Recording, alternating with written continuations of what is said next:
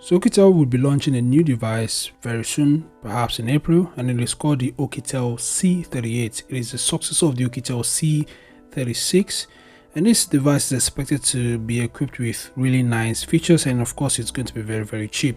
It is going to be offered in white, black and green colorways. At the back of the phone is a camera island that resembles that of the Oppo Reno 8T. It also resembles that of the Ulefone Note 17 Pro. Also, some of the specs of the phone were reviewed and they are actually quite okay. The device, according to the specs, would have a 6.6-inch HD Plus teardrop notch display, 6GB RAM and 256GB internal storage. The main camera is 48MP.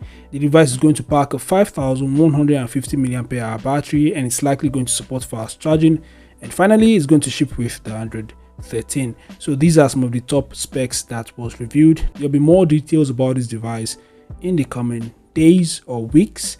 But like I mentioned earlier, it's not available yet. It's coming very soon, probably in April. So this is just an update, okay?